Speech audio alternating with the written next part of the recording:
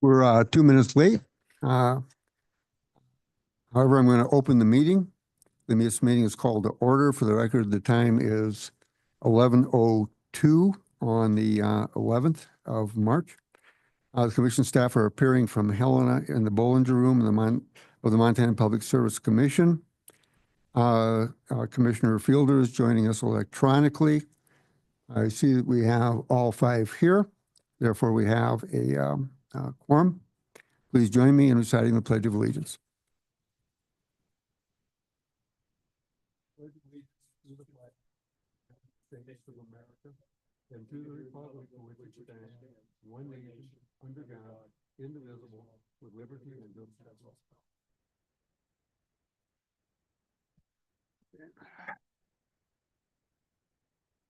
all. I jumped ahead. Number 3. We do have a quorum, and Commissioner Fielder is joining us at that time. The Public Service Commission welcomes any comment on any item that is on today's agenda or any matter that is within the jurisdiction of the Public Service Commission. Are there any public commenters in the room? Seeing none. Are there any public commenters online? We have one. Who's that? Joseph, are you on? Yes, sir. Can you hear me? Yes, sir. Oh, wonderful. Thank you very much for your time. I appreciate it. Joseph Sylvia. I was in Helena in January for our session, and in that time, I had promised the commission some information regarding the thermal stability of resins, and I just wanted to take a minute here to explain a little bit about that, and then obviously happy to take any questions if any come up. But again, I wanted to point out that the composite core. Joseph, Yep, sorry. please excuse me, but can you give your full name and spell your last name if necessary? Sorry about that. Yep. So my full name is Joseph Thomas Sylvia. That's Sylvia, like the girl's first name. Thank you. No problem. So yes, as mentioned, these composite core conductors, the strength member is the composite core, obviously, and those, as I mentioned, have 3 kind of unique parts. So there's the carbon fiber, the glass fiber, and the resin. And during the January session, a few questions came up about the thermal stability of resin and how that relates to other things. So I was able to hand out, I believe Commissioner Pinocci was able to get you a SIGRE paper printed out. Is that correct? That is correct and has been passed out. Wonderful. So that's just some information for you. That was a study done. It was led by one of my colleagues, Baptiste, but it's deemed technically sound by SIGRE, which is a fantastic organization, mainly out of the EU. But again, this question of the thermal stability and the temperature of the composite core becomes a question quite often because composite core conductors, composite cores, don't suffer from corrosion as metals do, as steel does. So the only degradation or the only limiting factor for the lifespan of the composite core is the resin system. And as mentioned, we can alter the formulation of the resin to match the temperature and the ampacity of any steel core conductor in the world. And so I wanted to get this information to you. Obviously, please feel free to look at it at your own time, and I make myself available to any questions for sure. But that's some really good information about how we're predicting the end of life of these composite core conductors and how the resin really gives the thermal stability of this 2x capacity type of technology. Thank you for your comments. We don't normally take questions during public comment, but your comment is appreciated. Are there any other presenters or questioners online? Seeing none. Are there any changes to today's agenda? Seeing none. We have before us the minutes. Is there a motion for the approval of the minutes? I so move. We have a motion to approve. Do I hear a second? I'll second. Motion being moved, seconded, and seconded. All those in favor of approving the minutes say aye. Aye. Aye. And those opposed, same sign. The ayes have it. So now we're going to begin our work session. The first one is docket 2024-09-090. This concerns Northwestern Energy and their annual PCAM filing to consider issuing a notice of additional issues concerning a generating unit outage during the tracking period.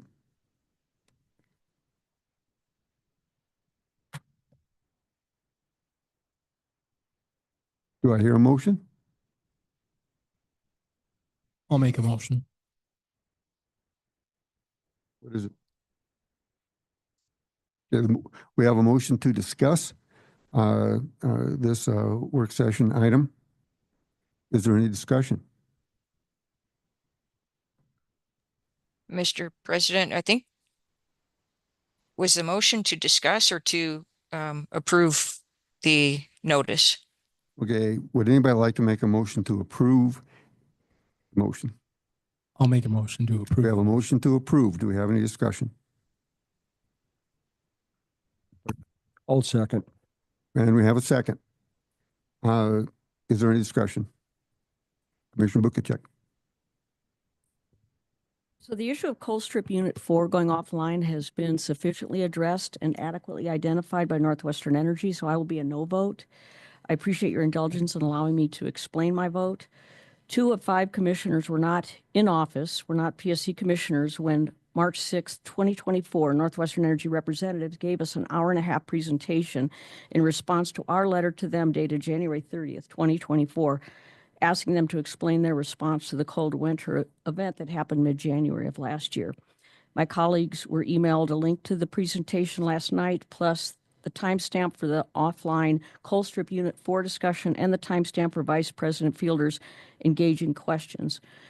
Northwestern's answers to her questions and truly the entire presentation gives an important context to Northwestern Energy's management of the cold winter event. To promote meaningful discussion during the business meeting, I consider it most prudent before the commission listen to this edifying presentation before we make the request of Northwestern Energy. The March 6th, 2024 presentation is supplementary to the 8-page February 20th, 24 Northwestern Energy letter staff presented to us and placed in our notebooks for today's business meeting. Starting on page 6 is the explanation of coal strip operations. As you can read, and as you listen to the presentation, Northwestern Energy behaved responsibly, pushing ahead with maintenance of the boiler tube leaks that were enlarging. Maintenance started January 7th, 2024, and the repairs were more extensive than predicted. The major cold event occurred January 11th, 2024, and Unit 4 was back online January 12th. Northwestern Energy got through this event without loss of load. Their assets and employees performed well. So Northwestern Energy has already sufficiently addressed, adequately identified the Unit 4 questions in the 90-minute presentation in our letter, asking them to do it again. Doesn't seem appropriate. The job was already done. An unnecessary redo adds to the cost of doing business, which increases rates. And I think this could have been handled better if Northwestern was willing to visit with us. I think other questions that have arisen could have probably been adequately answered. And we want to keep the lights on at the best possible rates. I encourage my colleagues to vote no. Is there any other further comment? Turns out I have some, seeing so this was my request. True, only 3 commissioners currently seated were here at the time and therefore saw the presentation by Northwestern Energy. However, I was a senator at the time. I saw the same presentation in Montana Consumer Council when they met, because I was on the legislative oversight and on ETIC.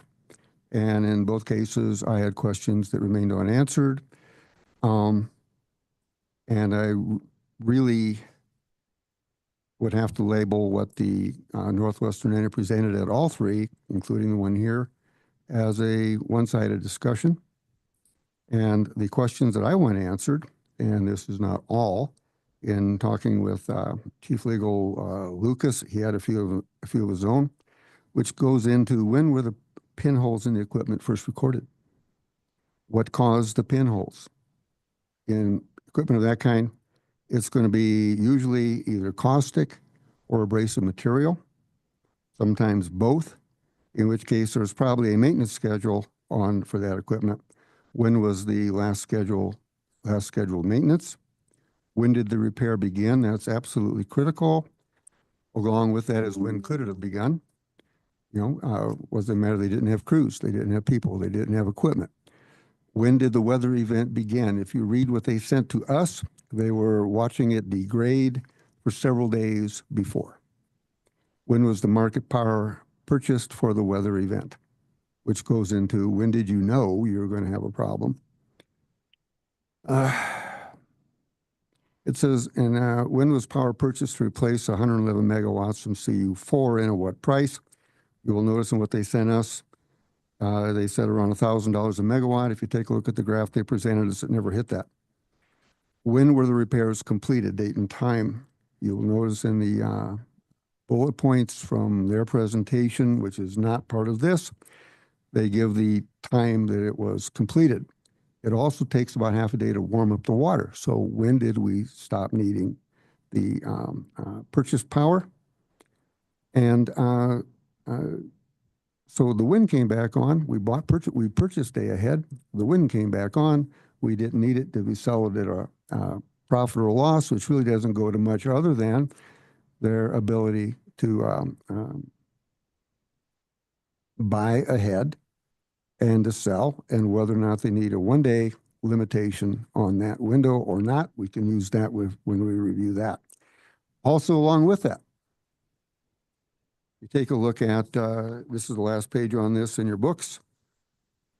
You see the dotted lines, the red dotted lines. This is presented by them. And that was the day-ahead market, where they were, which is where the $39 million in additional costs came from. Before that, you will see it's below the cost of production.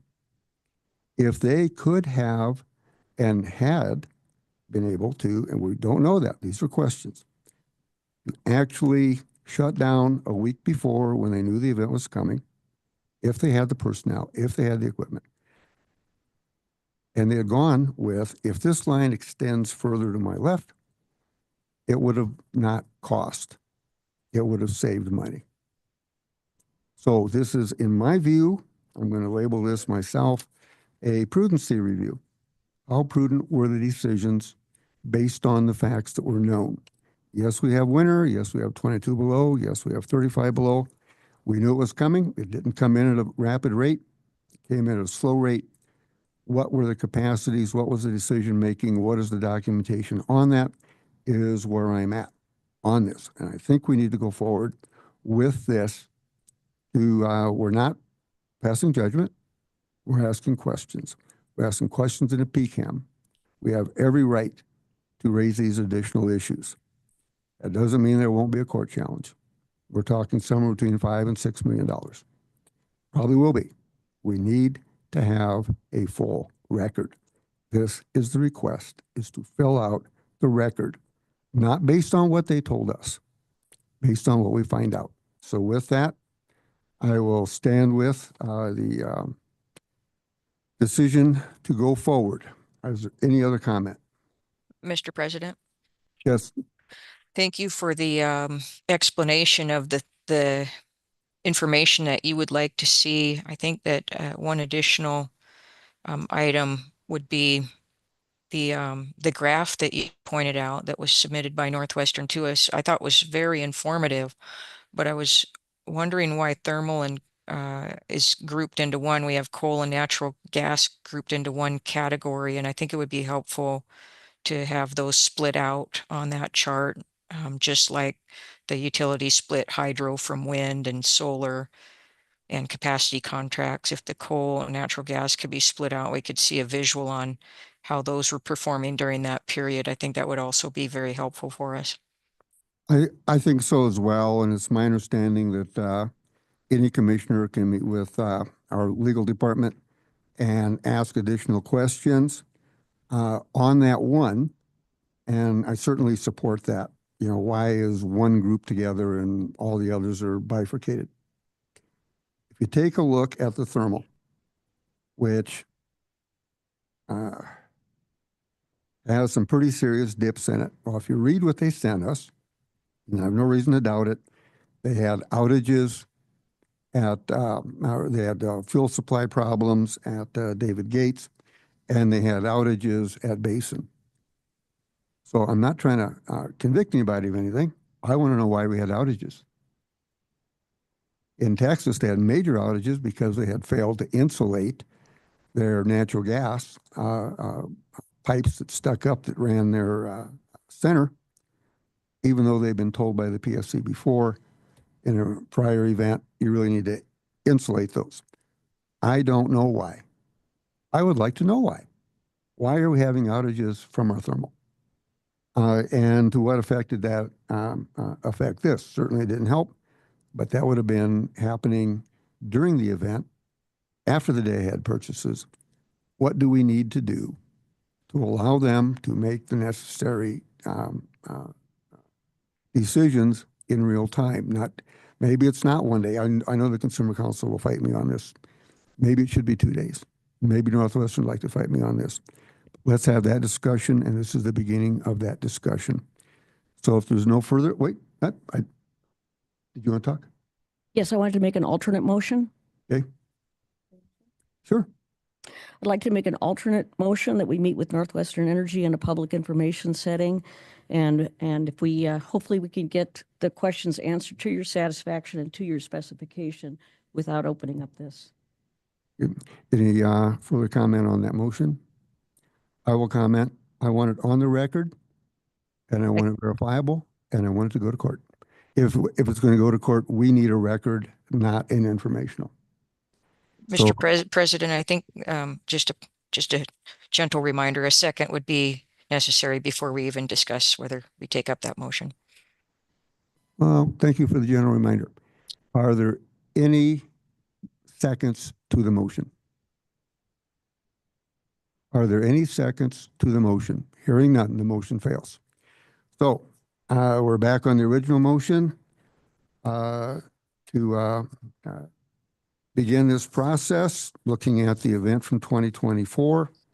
All those in favor say aye. Aye. Those opposed, same sign. Aye, which means no. Okay, motion passes. So now we go on to number 2, the second issue, which is commission travel. This is kind of a new thing that I'm trying to do. If somebody uses public money to travel, I want us to be able to learn from that in a more general manner.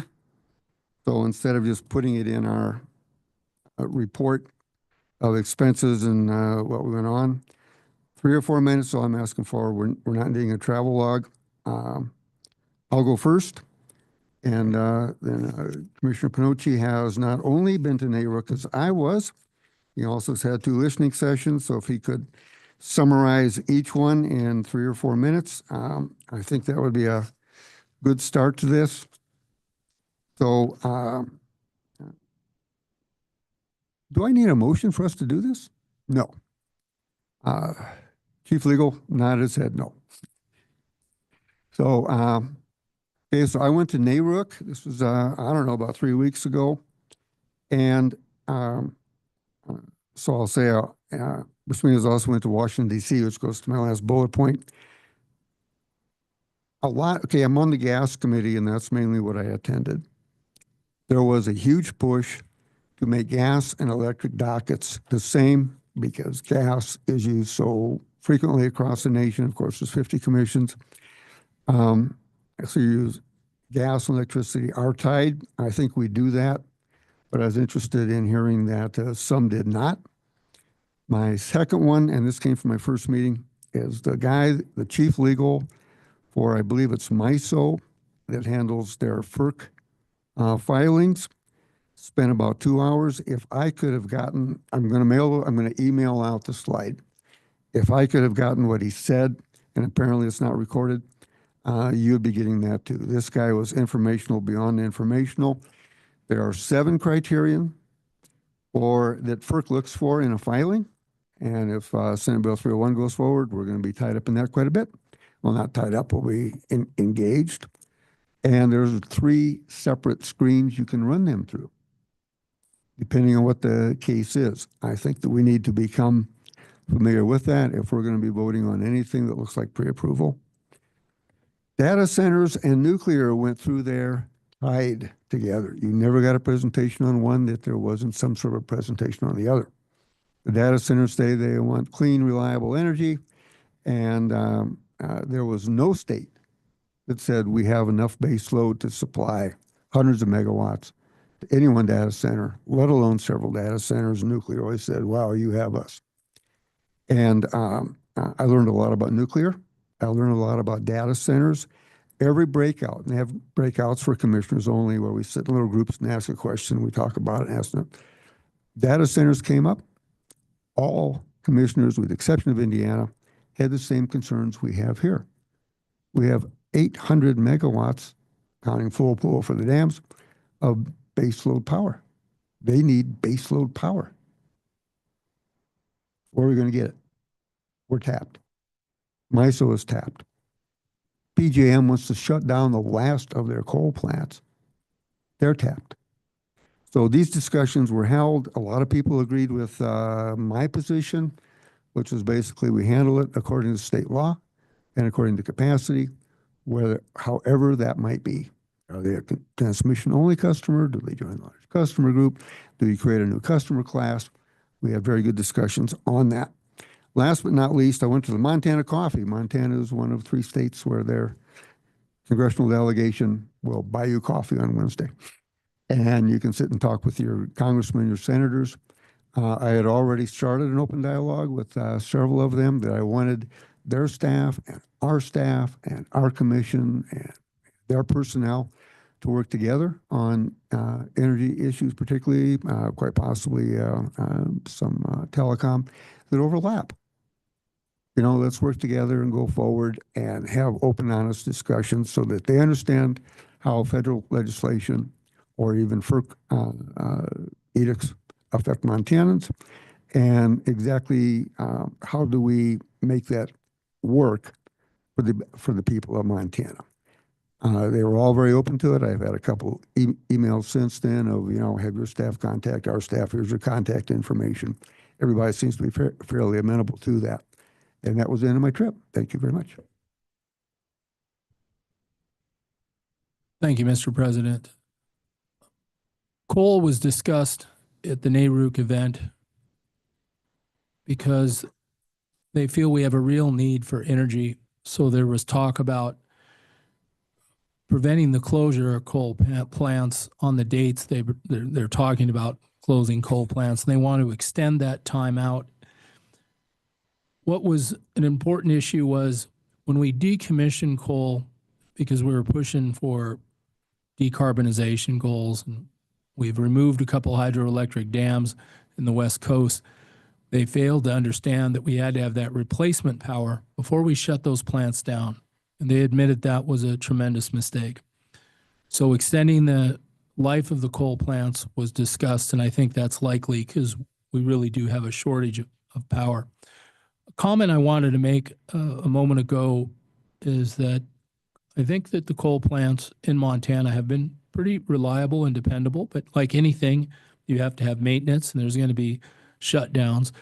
Wind turbines, I visited a field with several wind turbines and several of them were down for maintenance, broken blades. So maintenance happens, I think, almost in any form of energy. And I want to remind everybody that President Molnar has experience dealing with coal strip being shut down for maintenance. There was one particular time where it was shut down for a long period of time. I happened to be in the legislature at the time Molnar was here.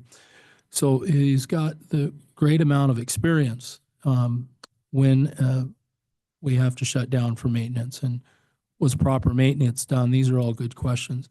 And this was discussed at NARUC. And we've got to face the issue of data centers. So there was a data center association that was basically set up. They recognize that states are looking at legislation to increase the price of energy for data centers. Montana legislation is looking at that as well. So I had a chance to meet with Google in California And I visited with the Association of Data Centers at this NARUC event. And the modular nuclear reactor in Idaho is quite interesting because it's approved. They're hoping to turn the power on very soon. There's no chance of meltdown, and it's a small reactor. So the question that I discussed with Google is, with all the challenges and the amount of money that the data centers have, it's not out of line at all for them to purchase a small nuclear reactor, bring it to Montana, and produce their own energy. This answers tremendous roadblocks that are in front of data centers, and they are absolutely talking about that. The company that makes the small reactor in Idaho says the next one is going to be far cheaper because they've been approved and all the testing is done. The safety is incredible. There's no chance of meltdown, no matter what. And when it comes to end of life, the company just simply removes the fuel and the unit the fuel's in and exchange it for another one, just like changing a printer cartridge. That was pretty interesting. I made the pitch that Montana should be looked at for data centers for several reasons. One, we're a little short on energy, and the cooperatives are a little concerned about what is going to happen with the future of their energy. A lot of that comes from Bonneville. The Biden administration basically said to Bonneville that, look, you're selling the electricity so cheap to these cooperatives while Seattle and Oregon doesn't have enough. Well, the reason that's happening is because of long-term contracts. When those contracts are starting to come to an end, there's a possibility they will not receive energy from Bonneville, or if they will, it's going to be a much higher price. So for the data centers to bring in a small reactor into Montana to supply their own energy, they could easily supply the electric cooperatives. So this was discussed a little bit with some great enthusiasm. And then the question comes up, what do we do with coal in Montana? And I think there's a real possibility that the coal strip could be around for a while because we can't shut it down because we don't have any replacement power. And basically we need more. So the discussion came up about turning units 1 and 2 back on. But of course we have to find owners. A lot of disassembly has happened, but there's new turbines by GE that are much more efficient and could be installed 60% more efficient, I may add. And that is probably going to be open for discussion based on what happened. So the nuclear issue, when you look at a map of the United States, most all the nuclear power plants are in the eastern side of the United States. I think there's only about 4 in Texas and in California and the whole western side of the United States. And I think that we could see some changes there, and that was discussed. And then I've got to move on to, because I'm up to my 4 minutes, there was a listening session in Miles City and Glendive to go over MDU's resource adequacy. And I would like to suggest that when I'm on the road and you guys are having a hearing, that you let people know where the commissioner is. I was on the road. I couldn't attend the listening session that Northwest Energy had on the 6th because I was returning. And it's a long trip all the way to the North Dakota border. And to come back is considerable amount of time. So it's good to announce where your commissioner is and what the commissioner is doing so they know the reason I haven't been here for the last couple of work sessions. So some of the issues that came up on the resource adequacy, I have some questions that were supplied by some of the public comment. Keep in mind that the commissioners don't ask questions at listening sessions. We just perform a listening session. But my staff that was there, I sure want to thank Amanda for the great work she did in setting those sessions up. And I wasn't really able to help her because I had meetings before the session started and I had meetings directly after the session was over. But one of the commenters asked, you know, with all of the resource adequacies, if you're going to be providing energy with wind, if you're going to be providing energy with coal, natural gas, hydroelectric, which is the cheapest? And that was a great point to bring up. And the other concern that came up was when we put up wind turbines, at some point there's going to be an end of life to wind turbines, and there's going to have to be, we have to get the land back into the original condition. Somebody in my district, well, actually it was Jake Eaton, said that our state constitution says if we do any natural resources, we have to reclaim the land back to the way it was. And with thousands of wind turbines across Montana, with millions of tons of concrete, where is that going to go when it becomes end of life? Well, there was public comment that said that in the fine print, when you make an agreement to do a wind farm and it comes to end of life, and you might have made a lot of money as a farmer to provide the land for those wind turbines. In the fine print, as I understand it, and I've asked for proof on this, that they can bury it on your land. And then the issue came up of, is this material safe to bury? Wind turbine blade debris has been littering some of the fields, and they've been trying to remove it. And they say that the material can be toxic. I've asked for that report, and I don't have it yet, but I did have a meeting with GE at NARUC.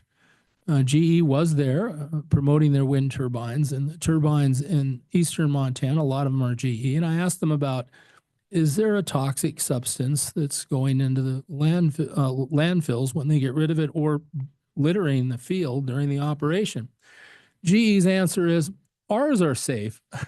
But that really made more questions than answers, because they insinuated that a different manufacturer may have some toxicity issues.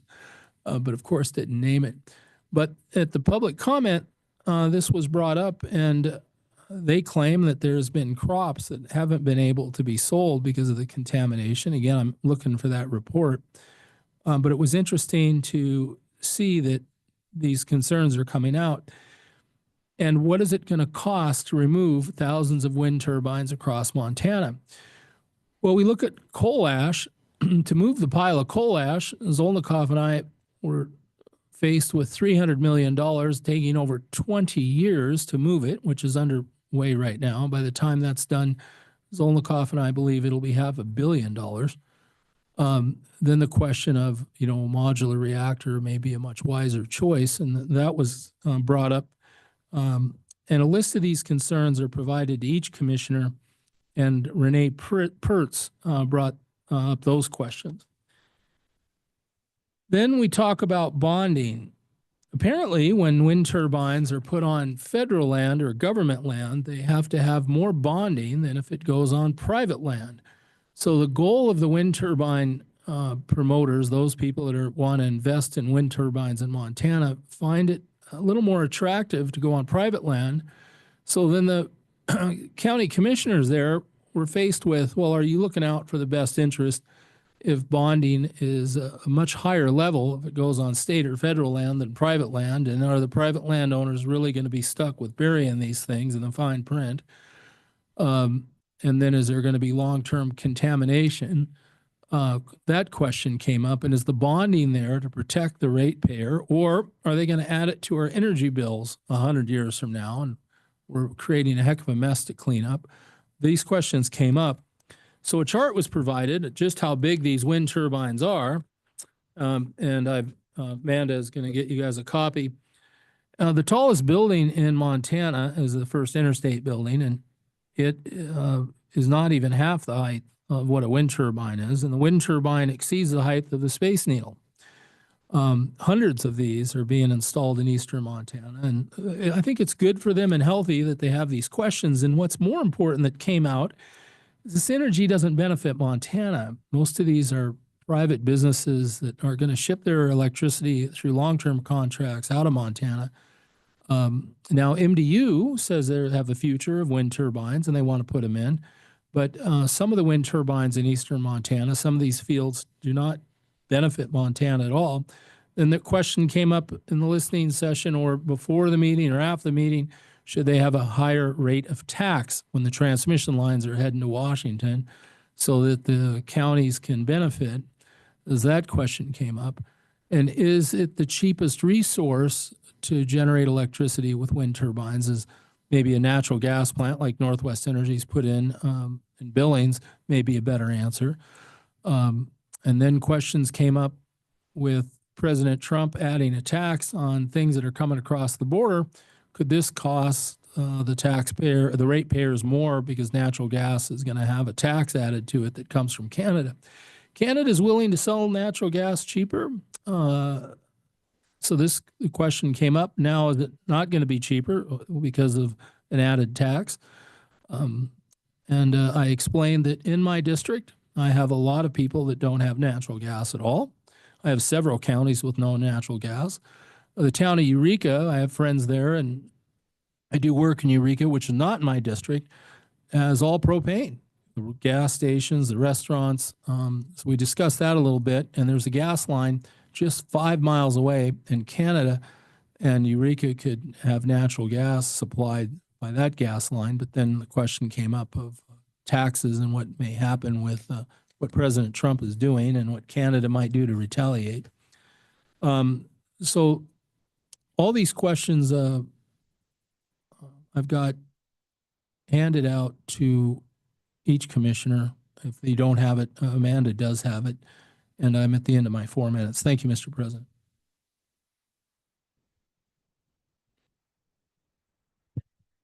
Yeah, thank you very much for that. I would like to remind everybody that public testimony is not sworn testimony.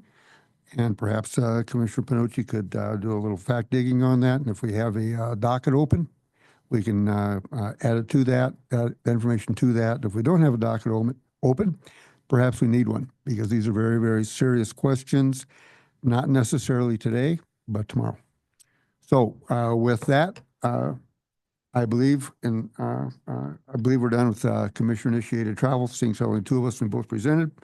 So now we have legislative commission initiated to discuss bills relevant to the PSC mission, statutory authority, administrative process, and general agency concerns, discuss the PSC budget request and presentation, consider staff analysis and recommendations, provide direction on PSC response to bills.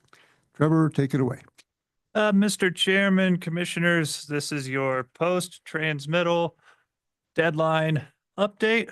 I gave you another written update this morning that just kind of added to the list those bills that finally died. I realize I have some versioning issues in this one, so I just want to take you through kind of the big ones that survived, point to some of the big ones that died, and then see if you have any questions about specific bills. We're down to about 22 bills that directly impact the commission, some more than others. What I want to point out is, first, the commission's legislative agenda was already through transmittal, so those 4 bills were safe.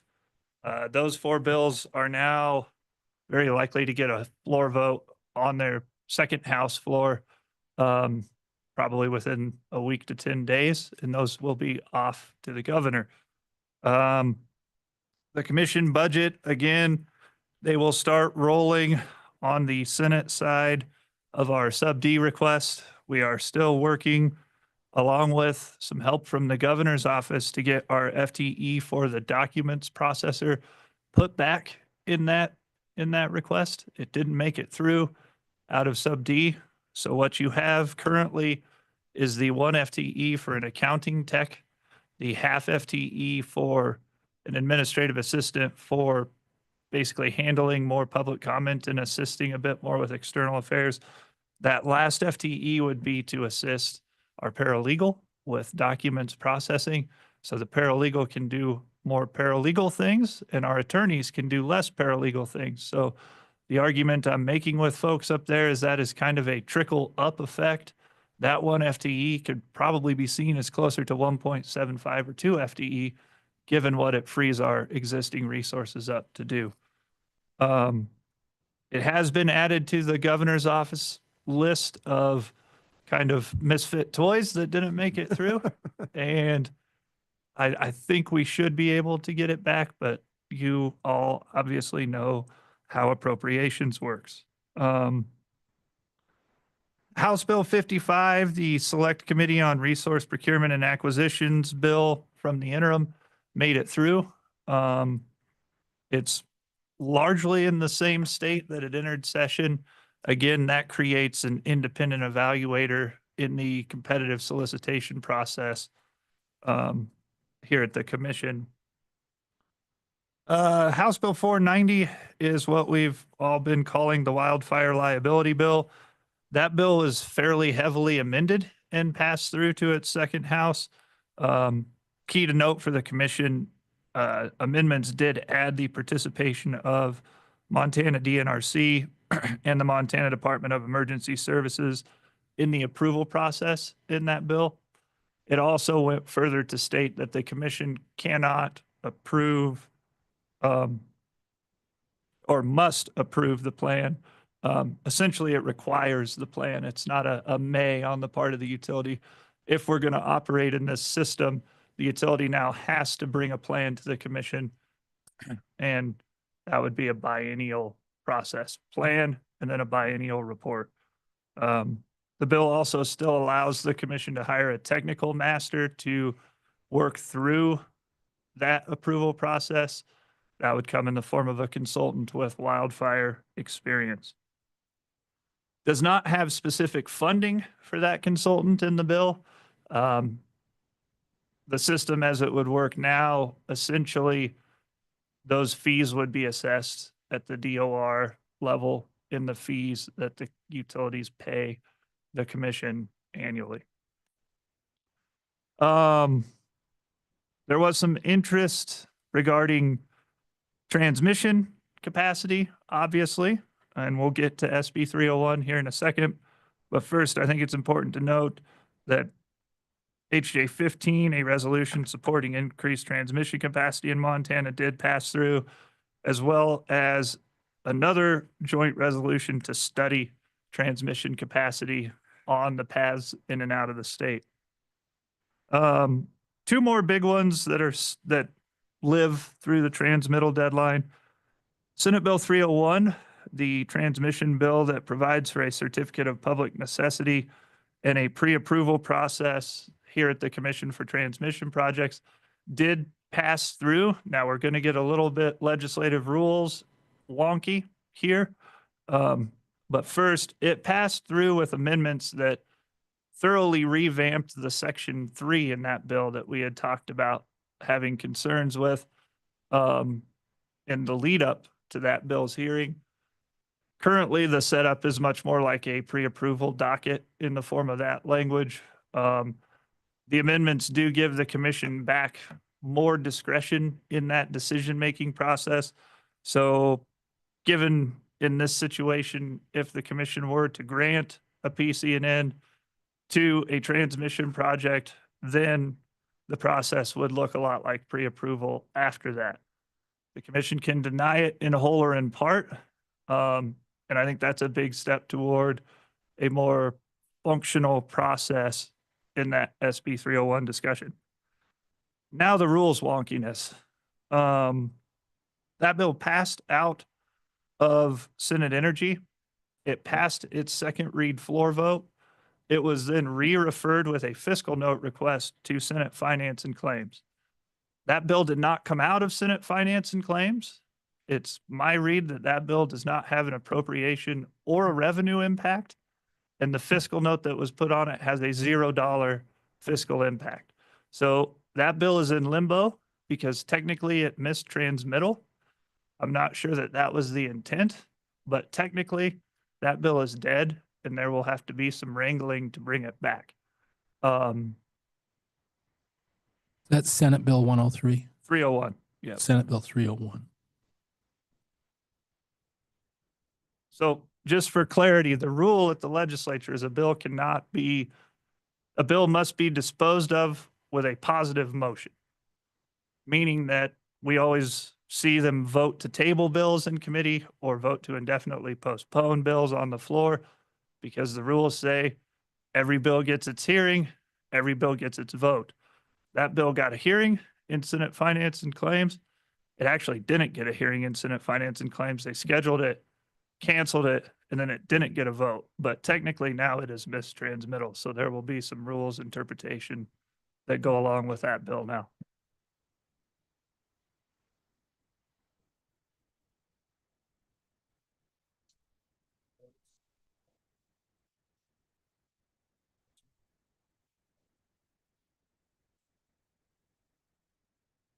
So, Mr. President, Commissioner Wellborn, this is the gray area we're in. It has a fiscal note with $0 impact. It actually doesn't have a revenue component. So on one hand, you could make the argument you just made. On the other hand, you know, a duck is a duck is a duck, right? Mr. President, Yes, yes, Vice Chairman. thank you. Just from my recollection, I guess rules could have changed and things are a little bit, the body is its own animal up there and will do what it's going to do. But as I recall, a bill that missed transmittal required a 2/3 vote of the other house to receive it after transmittal. So that was one way that they could come through late. Mr. President, Commissioner Fielder, correct. Nothing is ever truly dead until sine die. But there is some wrangling to do with that one. And folks haven't been around. I will note, while we were waiting, I got a call from Senator Zolnikov. So that's probably what that's about. We'll get to the bottom of it, but right now that bill is in limbo. If I could, Trevor, and another possibility is that the substantive part of what's left of that bill, since the amendments could wind up in a full conference committee at any given moment and be alive and well and running between the two chambers. So to say that it is dead or even possibly dead, you're overlooking the fact that nothing is dead until sine die. And so far as the using the marijuana money to fix the roads, the court resurrected that after sine die. So I don't know that not, you know, I think we're on the Butte model right now. There's no such thing as a dead voter. Mr. President, that's why I've tried to prudently explain to you that it appears dead, but it might not be. So, the last big bill that we were watching that made it through that you should note is Senate Bill 355. That bill was focused on the mostly MDUs, right of first refusal on transmission projects. Simply put, it adds a competitive solicitation process to procuring a transmission project for MDU. And then once that process is over, they have the right to own and operate whatever project they select. With that, I won't take a ton of time on the bills that died, but I do want to point out some of the big ones that we've talked a bit more about. House Bill 314, creating the State Energy Authority, was tabled in appropriations. House Bill 363, the commission appointment bill, was tabled in committee a couple weeks before transmittal, but just wanted to note that that did miss the transmittal deadline. House Bills 517 and 518, adjusting Class D garbage hauler policies, were both tabled in the week leading up to transmittal in committee. And then House Bill 596, which was a bill to provide a carve out for small, what would be subject to Class D garbage hauler entities, was also withdrawn in that week. Bills to require GHG emission limits were tabled.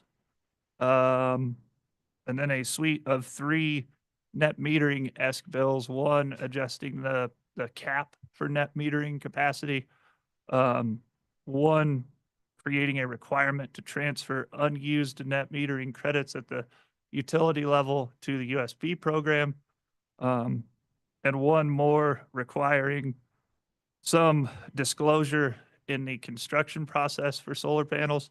All died, tabled in committee. With that, there's a few more on there. They're all very likely dead.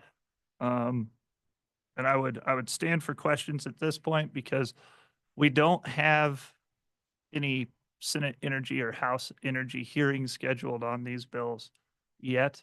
There is a House Energy Committee scheduled already for next week, but it's dealing in terms of cryptocurrency. And don't ask me too many questions about cryptocurrency. The only thing I understand is they need data centers. Are there any questions for Trevor? Commissioner Pinochi? Thank you, Mr. President. So there are three bills that were discussed at NARUC. Montana is looked at sometimes as a leader on what we do in the legislation concerning energy. What they're explaining to us is that transmission needs to dramatically increase across the country. Montana is really under the spotlight because we're doing a Montana-Dakota connection with one of the most powerful lines in the United States, possibly 1,000 kV, and they're looking at DC lines. Now, we have a transmission bill.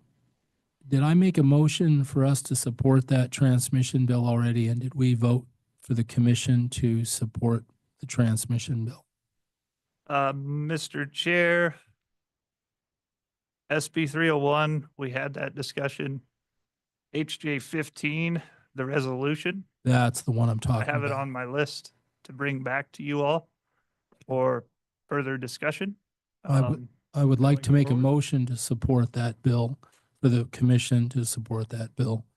And I want to remind everybody that transmission is such an important issue across the country. And of course, one of the fun things about transmission is we can double the capacity of any line by simply reconductoring it to a carbon fiber core, which several companies now provide, not just one. Also, it has the ability to sense the temperature in the line. It'll tell us where a tree branch is Point of touching. order, that's outside the scope of this, I believe. Well, I'm making a motion to support this transmission bill. And this Commission transmission bill support. doesn't concern that, or does it, Trevor? So HJ 15 is a resolution to support increased transmission capacity.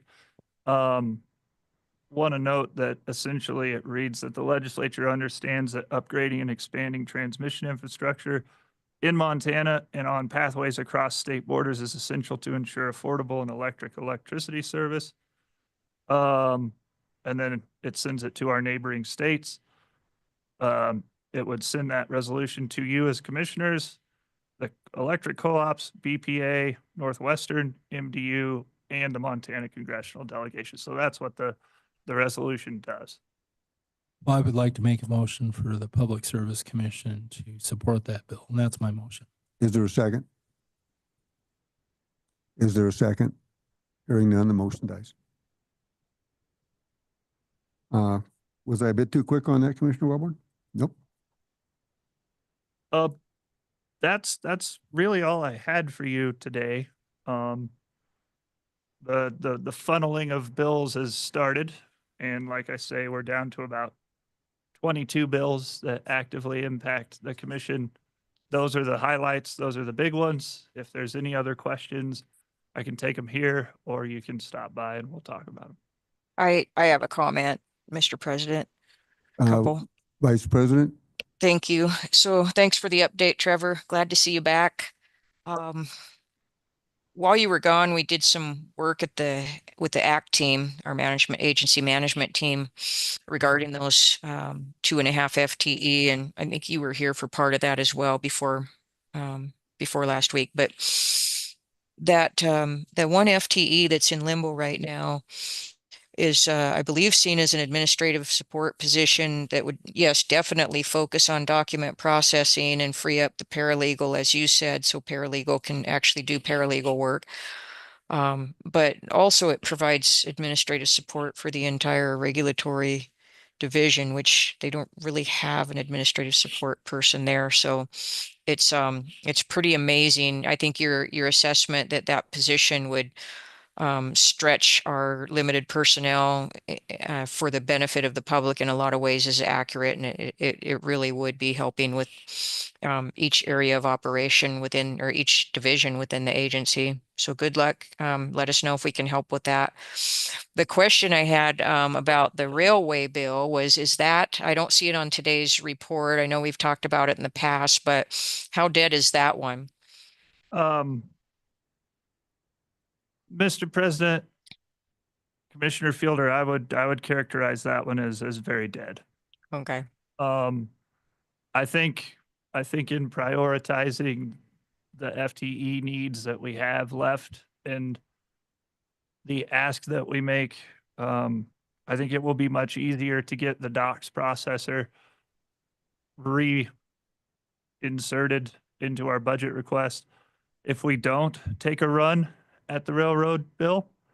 I will say that the governor's office is also interested in helping us on that front, and they are including it in their list, but they're including it in their list kind of in the same vein that I'm describing to you now. Like, it would be best if we got our rail inspectors, of course, but for now, we really kind of see that docs processing position as making the commission whole again. Thank you, Mr. President. The agency went through the budgeting process of requesting those 2.5 FTE and securing them in the governor's budget over a year ago, or about a year ago. So I think it's important to maintain our focus on what we've decided to do there. The railroad bill I see is it's a policy decision of the legislature. Should the state of Montana be proactive in maintaining or trying to prevent railway issues in this state or not? And they've, given us 2 FTE to do the entire state. And we've been with the legislature for the last 3 sessions in a row, letting them know that we don't believe it is. The auditor doesn't believe it is. The FRA doesn't believe it is. But ultimately, it's a policy decision of the legislature to decide whether the state of Montana should be more proactive in providing the resources to try to prevent railway derailments. We do everything we can with the 2 FTE we have, but beyond that, it's the legislature saying they don't think it's the state's responsibility. From what I'm hearing, they're saying it's the federal government's responsibility, and that's kind of where that sits right now. So that's their decision to make.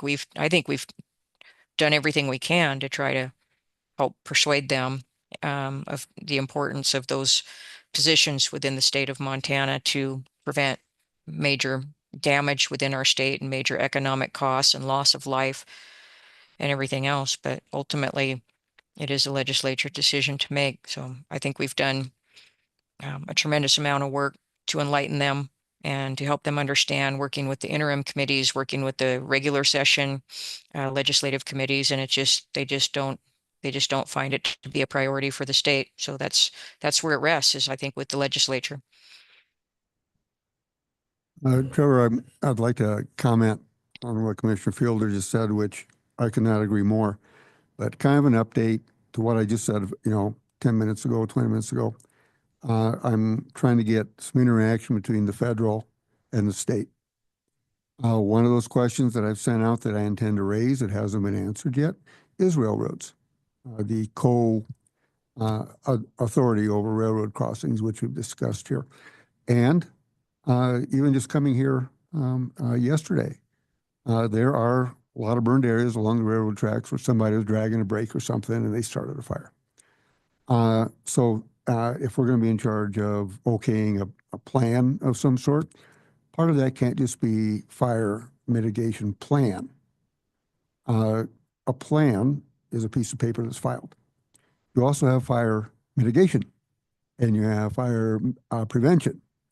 So that's one of the things. Matter of fact, I heard today on the news coming in that Junior Senator Sheehy has a bill going forward on fire response.